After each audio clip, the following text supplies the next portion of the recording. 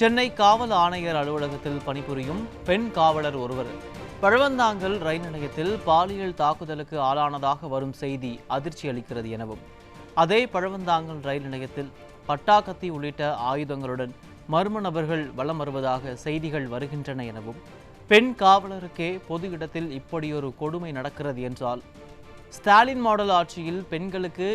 எள்ளளவும் பாதுகாப்பு இல்லை என்பதே உண்மை என்றும், பொது இடத்தில் நடைபெறும் பாலியல் அத்துமீறலும் ஆயுத கலாச்சாரமும் தனிப்பட்ட விஷயங்கள் என்று இந்த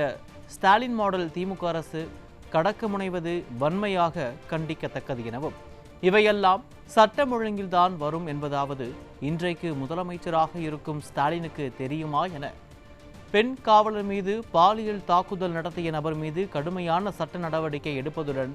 தமிழ்நாடு முழுக்க தலை தூக்கியுள்ள ஆயுத கலாச்சாரத்தை ஒடுக்க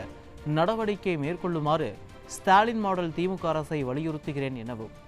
எதிர்க்கட்சித் தலைவர் எடப்பாடி கே பழனிசாமி வலியுறுத்தியுள்ளார்.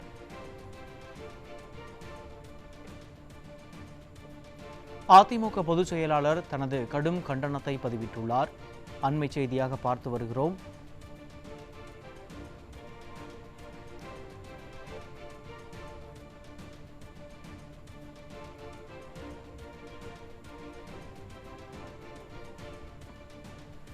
சென்னை காவல் ஆணையர் அலுவலகத்தில் பணிபுரியக்கூடிய பெண் காவலர் ஒருவர் பழவந்தாங்கல் ரயில் நிலையத்தில் பாலியல் தாக்குதலுக்கு ஆளானதாக வரும் செய்தி அதிர்ச்சி அளிக்கிறது எனவும்,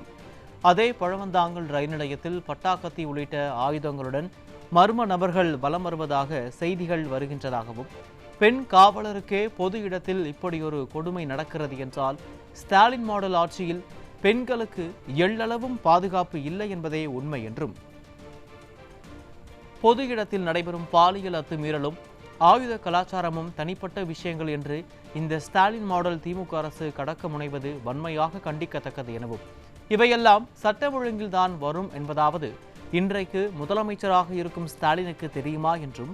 பெண் காவலர் மீது பாலியல் தாக்குதல் நடத்திய நபர் மீது கடுமையான சட்ட நடவடிக்கை எடுப்பதுடன் தமிழ்நாடு முழுக்க தலை தூக்கியுள்ள ஆயுத கலாச்சாரத்தை ஒடுக்க நடவடிக்கை மேற்கொள்ளுமாறு ஸ்டாலின் மாடல் திமுக அரசை வலியுறுத்துகிறேன் என அதிமுக பொதுச் செயலாளர் தனது கடும் கண்டனத்தை பதிவு செய்துள்ளார்.